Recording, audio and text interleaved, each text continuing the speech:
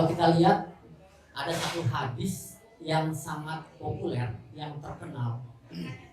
Itu hadis Jibril.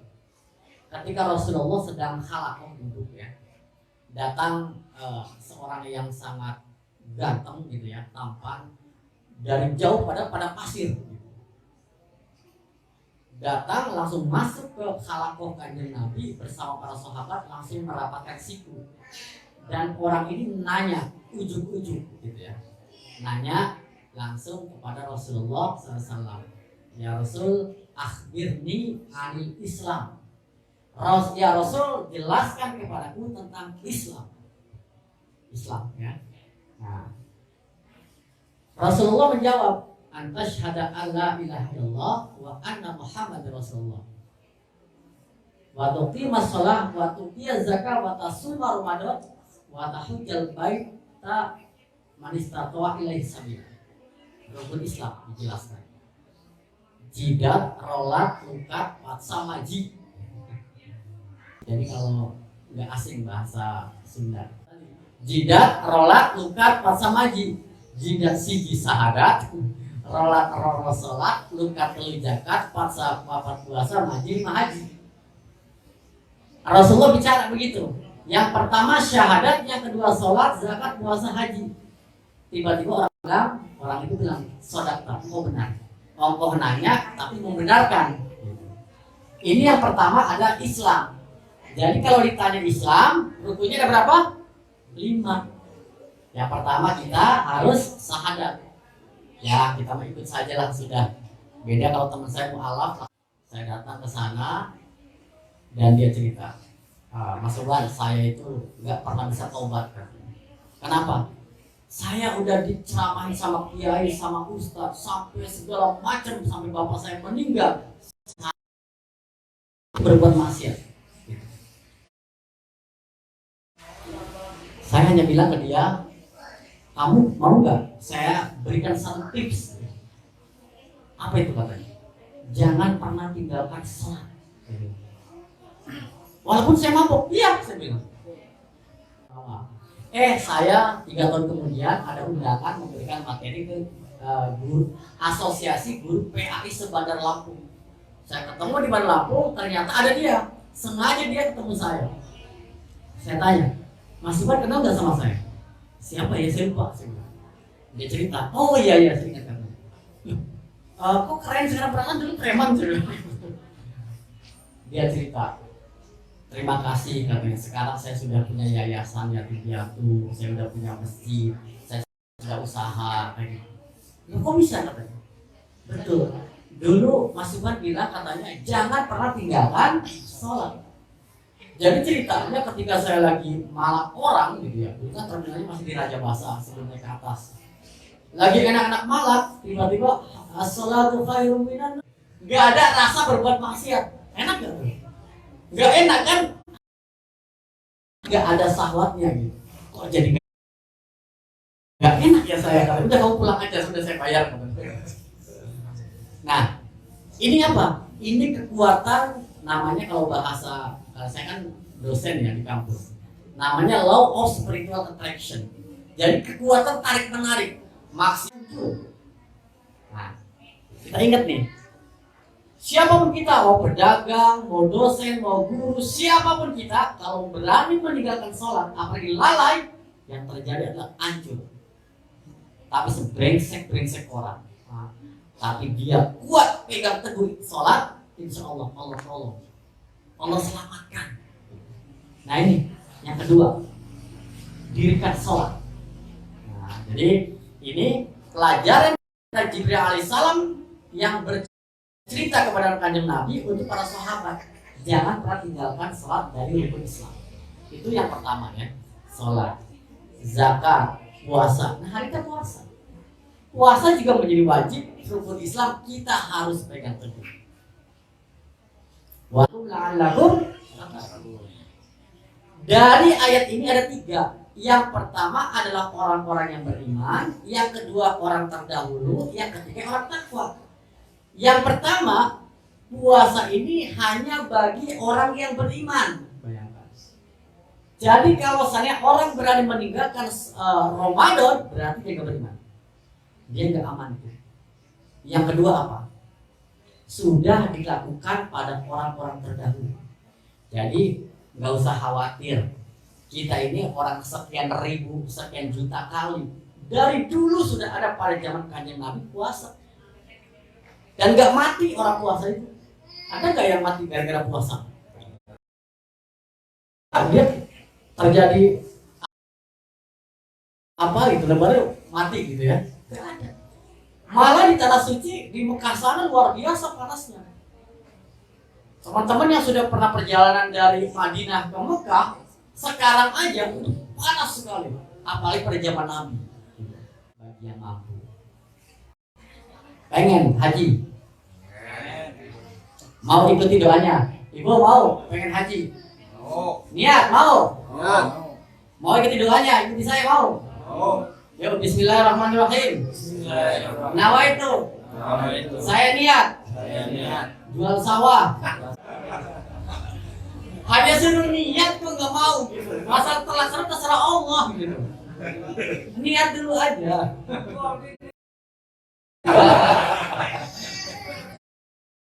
Salah satu ciri niat apa? Niat itu pertama, kalau kita punya keinginan nih, kita sering lihat-lihat Ka'bah, contoh, lihat Mekah di Google gitu kan, wah kita cari-cari. Doanya juga sama, harus niat. Pertanyaan saya, pernah nggak niat doa waktu tahajud untuk ingat ya, himmatul aliyah itu bukan tulul amal, bukan berangan-angan. Himmatul aliyah itu adalah cita-cita tinggi. Kata apa seperti itu? Orang toriko harus himmatul aliyah. Kita dunia ataupun akhirat. Gitu. Yang masih muda, anak-anak nih, maupun bapaknya dagang, cita yang tinggi. Saya sampai mentok kuliah sampai S3 pernah gitu kan. Kata Abah Os sampai S00 gitu. Sampai hamilkan kepadaku apa itu iman, maka Nabi mengatakan antumina billahi wa malaikatihi wa kutubihi wa rusulihi wal yaumil akhir wal qadari khairihi wa syarrihi.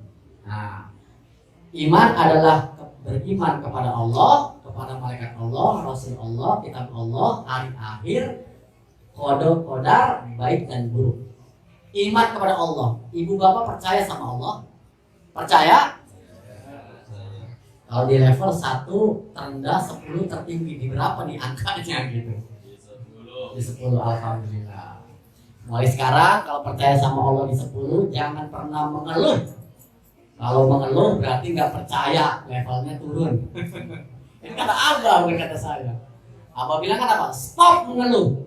Kalau kamu percaya sama Allah. Kalau kamu nggak percaya sama Allah, keluarlah dari Allah. Kemana kalau nggak? Kalau jembatan bisa ya?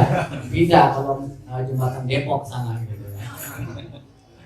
Nah ini harus percaya kepada Allah. Yang kedua, beriman kepada malaikat Allah, kepada nabi-nabi Allah yang 25 dan hari akhir. Kata Abah, hari akhir azan sudah ada di situ. Hai, mau kemana? Malaikat mencabut nyawa. Hai malaikat, bentar dulu, aku mau buka. Nggak bisa, kontrak mau habis, pulang. Aku lu bayar utang, pulang. Istriku tinggalin, pulang. Biar dia nikah lagi. Bisa gitu ya. Jadi hari akhir itu sekarang, bukan nanti. Karena kita nggak tahu, tidak ada yang tahu kapan hari akhir. Minimal hari akhir untuk kita. Kata Abah, kiamat yang ada satu malaikat yang belum selesai tugasnya memegang trompet, itu kiamat kecil. Tapi ada kiamat besar ketika kita meninggal dalam keadaan kita tidak beriman. Nah ini, na'udzubillah. Nah ya, jadi kita mesti ibadah di jalan ibadah. Ibadah hanya di masjid, di jalan tidak bisa. Bertakwa, beribadah itu di mana saja.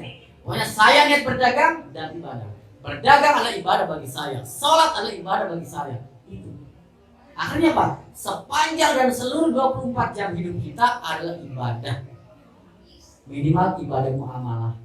Kita menolong istri kita, anak kita, seperti itu. Oke ya, ini yang kedua. yaitu iman.